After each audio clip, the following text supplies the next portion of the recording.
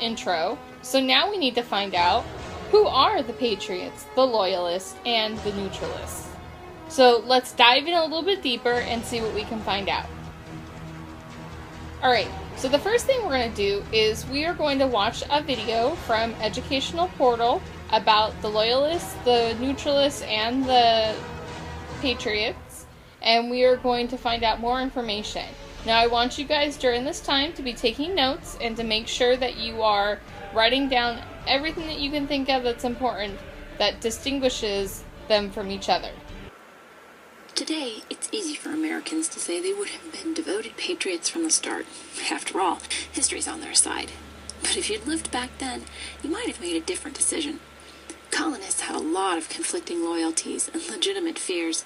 One man's story might help you understand. William had always done everything with his dad. As a child, he went on business trips with him. They did experiments together. As a young man, the two were business partners. And then, at the ripe age of 32, William's father helped him get appointed as the royal governor of New Jersey. After all, his dad had taught him to be a good citizen, love the king, and respect authority. But his was a tough job in the days just before the Revolution. Like a lot of Americans, William didn't approve of the actions that the British government had taken against its own citizens, but he believed that the relationship between the king and colonies could and would be restored, and that he was in a position of influence to help make that possible. Who knows? Maybe one day he would even be the colony's first member of parliament. At first, his dad agreed with him and did everything he could to help solve the problems between Britain and the colonies. But eventually, his father was won completely to the Patriot cause and put pressure on William to quit his job and join them. What should he have done? What would you have done? William decided that he should remain loyal to Great Britain. History shows that he chose poorly. When the Continental Congress overthrew the royal governments, William was sent to solitary confinement for 2 years, losing his hair, his teeth, his wife, and in a sense, his dad. His father didn't die, but after being sent to England in a prisoner exchange, William sent his father a letter. This is the response he received. Nothing has ever hurt me so much and affected me with such keen sensations as to find myself deserted in my old age by my only son. And not only deserted, but to find him taking up arms against me in a cause wherein my good fame, fortune, and life were all at stake.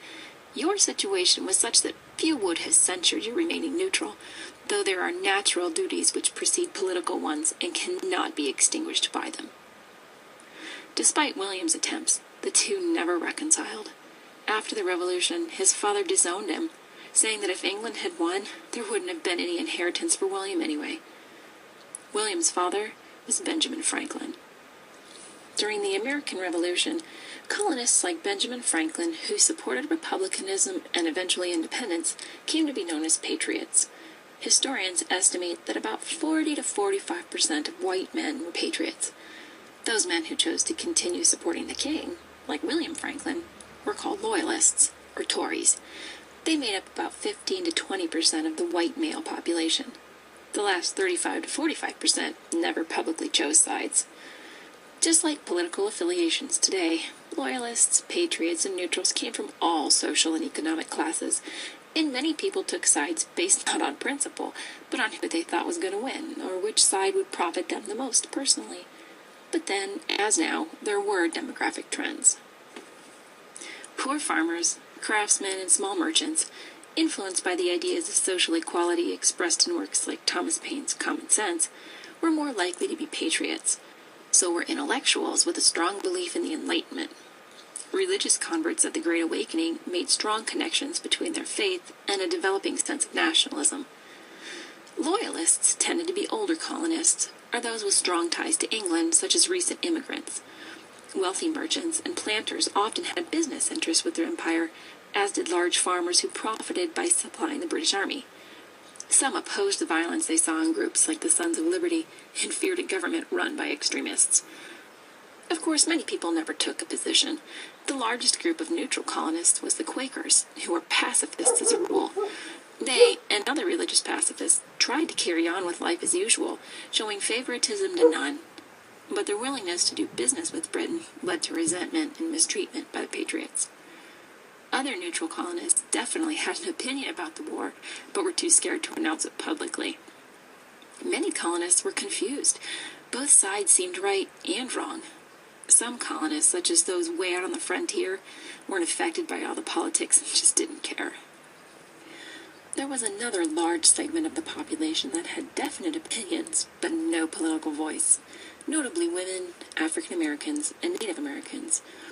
Married women generally chose the same side as their husbands, but a divided household, when a patriot woman's husband was a loyalist, was legal grounds for divorce. Native Americans who chose a side tended to be loyalists, since the proclamation line had demonstrated Britain's willingness to respect their interests. Free African Americans frequently supported the Patriot cause. As citizens, they were inspired by Enlightenment ideals and the new language of liberty. They fought in the Revolution's earliest battles, but in 1775, Washington banned the enlistment or re-enlistment of free blacks. This prompted the British to offer freedom to any slaves who fought for the king, encouraging slaves throughout the colonies to run away and join the Loyalists. In reaction, Washington lifted the ban on black soldiers from 1776 onward. However, freedom in exchange for military service was not Continental Army policy. That varied according to each state's militia. Maryland freed slaves who volunteered to fight, whereas in New England, a slave could only earn freedom if his owner sent the slave to serve in his place. Since patriots subjected loyalists, and even many neutrals, to the same public humiliation and violence with which they had handled British tax agents, many loyalists who had the means moved to Canada or England early on. Loyalists who remained in the colonies during the war found their property vandalized, looted, and burned. As the war progressed, many relocated to British strongholds within America. In general, the cities, other than Philadelphia, had more of a British presence, while the countryside was the dominion of the Continental Army. The South leaned more towards the Loyalists, while the Patriots were stronger in the North. In September 1776, Loyalists flocked to New York after the British defeated George Washington and took control of Manhattan. At the war's end, many remaining Loyalists left the country by choice, including Native Americans. The British Army evacuated thousands of freed slaves after their surrender, relocating them to Canada and England and even Africa. However, many others were abandoned in the South to re-enslavement, and a few were transported to plantations in the British West Indies as slaves. Let's review. At the start of the Revolution, Americans faced an important decision. Would they side with the Patriots, or would they remain loyal to Great Britain? Both sides risked losing everything if their side lost, and at least a third of the colonists managed to avoid taking a public position.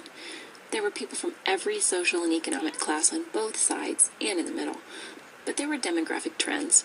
Married women typically joined their husband's side. Loyalists and neutrals often faced harassment or violence as a result of their position, and many loyalists chose to relocate to British strongholds such as New York. Thousands left the country after the war, including Native Americans and freed slaves. Alright, welcome back. I hope you enjoyed that video and you got lots of information. This is a little bit about what we should have learned during that video. The Patriots, first of all, they wanted to break away from Great Britain to gain their independence and freedom from them.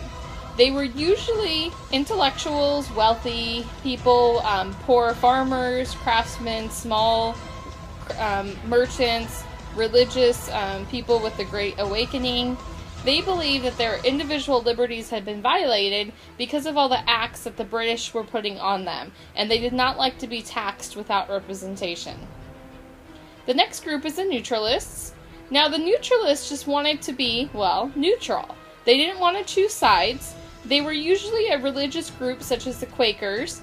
They also were families who didn't want to be split apart out of fear that they would pick the wrong side and that they weren't going to win either way. So they decided that they just weren't going to pick any side and that they were going to sit there and watch everything happen.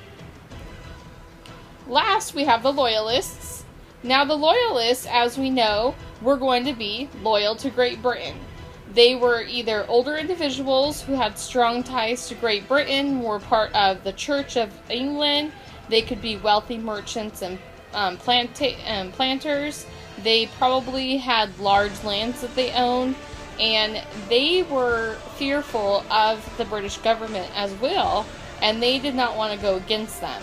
So many of these individuals actually fled to the country at the start of the revolution because they did not want to be in the colonies during that time.